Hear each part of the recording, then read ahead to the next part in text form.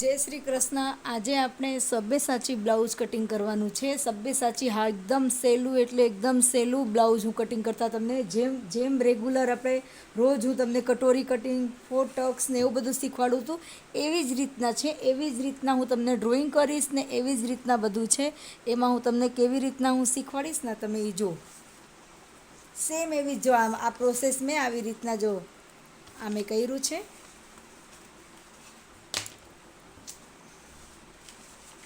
જો જો અમે ગળું કર્યું છે. એમાં સ્વીટ હાર્ટ ગળું કરી શકો, પાન ગળું કરી શકો, પછી એમાં વી નેક ગળા કરી શકો. એવી રીતના છે. આપણે એવી રીતના અને આ સેમ મેં એ જ પ્રોસેસમાં કર્યું છે. આપણે જીમાં કટિંગ કરી છે ને ટક્સવાળા, પ્રિન્સેસ ટક્સવાળા, એના જેમ જ છે. આ જો સૌથી પહેલાં આપણે લંબાઈ લેવાનું છે. 14ની છે એટલે 15ની લેવાની. સેમ જે આપણે જેવી રીતના બ્લાઉઝમાં આપણે લઈએ છીએ ને સેમ એવી જ રીતના છે. 14 છે એટલે 15માં લઈ દેવાનું. મોટી સાઈઝનું કરું હું. અને પછી શોલ્ડરનું માપ લેવાનું.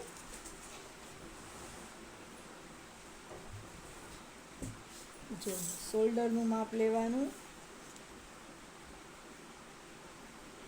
5.5નું અહીંયાથી શોલ્ડર, અને અહીંયાથી પછી આર્મહોલ્ટ આપણે 6નું લેવાનું. ચેસ્ટ મોટી છે એટલે જો આમાં ચેસ્ટમાં એ ધ્યાન રાખવાનું છે કે આપણે એમાંથી કટ કરીને બીજો અસ્તર જોઈન્ટ કરશું ને એટલે 10.5ની છે ને તો આપણે 11ની ચેસ્ટ લેવાની છે. કેમ કે અડધું ઇંચ બે બાજુ આપણે એને કટ કરીને લેશું અને 2 ઇંચ વધારાનું. સેમ પ્રોસેસ અહીંયા જ છે. નીચે અને 2 ઇંચ વધારાનું. એકદમ સરળ છે. તમે આટલું, અને પાછળનું તો આપણે જેવી રીતના બધા બ્લાઉઝમાં આપણે કરી છે ને સેમ એવી જ રીતના છે. પાછળનું બધા નોર્મલ બ્લાઉઝમાં આપણે કરી છે ને એના જેમ જ છે. મોટી ચેસ્ટનું તમને શીખવાડવું એટલે તમને એકદમ સરળ રીતથી તમને આવડી જાય એવું હશે તો હું તમને એક નાનકડા કાગળ ઉપર ડ્રો કરીને બતાવું. જો આ તમને માપ લઈને બોલીને તમને માપ લઈને બતાવું છું. પછી અહીંયાથી પછી આગળનું ગળું, એમાં આગળનું ગળું થોડુંક મોટું જ કરવાનું છે. 7નું ગળું આપણે આગળનું કર્યું અને 2.5 ઇંચ અહીંયાથી. હવે પછી અહીંયાથી આપણે 3નો ખંભો, જેમ આપણે 3નો ખંભો બ્લાઉઝમાં રાખી છે એવી રીતના 3નો ખંભો, 1/2 ઇંચ ક્રોસ. સેમ એ જ પ્રોસેસ રહે. 1/2 ઇંચનું આપણે અહીંયા ક્રોસ કર્યું. પછી અહીંયાથી આપણે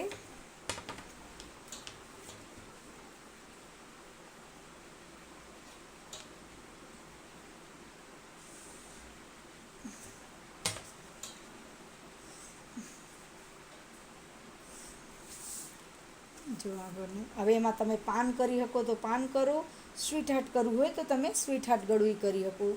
એટલે એમાં સ્વીટ હાર્ટમાં તમારે એમાં સેન્ટર કાઢવાનું. જો 7નું છે એટલે 3.5 ઉપર, 3.5 ઉપર કરીને પછી અહીંયાથી આપણે આને આવી રીતના મૂકી દેવાનું છે. એકદમ સરસ રીતે કહુને શેપ, એ શેપથી હું તમને શીખવાડીશ.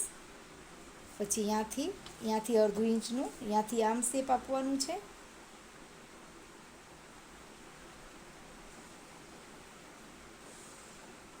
જો આ થઈ ગયું. હવે અહીંયાથી આપણે બસ્ટ પોઈન્ટ આપણે જોવાનું છે.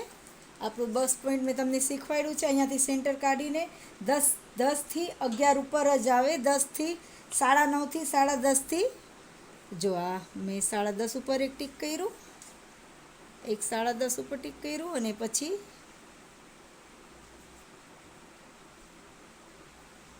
એક અહીંયા. હવે અહીંયા પહેલાં આપણે આર્મહોલ્ટનું શેપ આપવાનું છે. અહીંયાથી 1/2 ઇંચ જેમ અંદર લઈ છે અહીંયાથી 1/2 ઇંચ અંદર લીધું. સેમ એ જ પ્રોસેસ કરવાનું છે આપણે બ્લાઉઝમાં.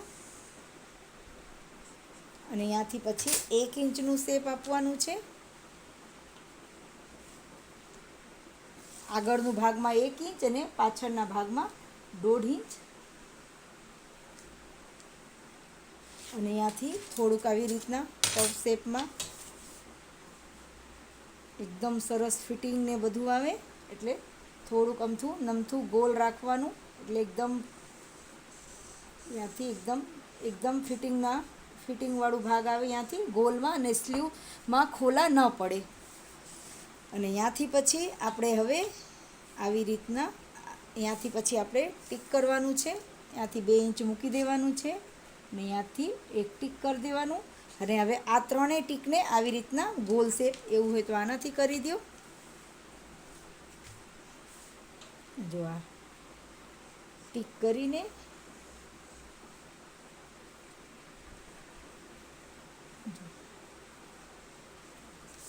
અને ત્યાંથી પછી પોઈન્ટ આપણું જોવાનું, આપણે પોઈન્ટ કેટલું આવે છે. વચ્ચે સેન્ટરમાં અને ત્યાંથી પછી આપણે એકદમ સીધું રાખવાનું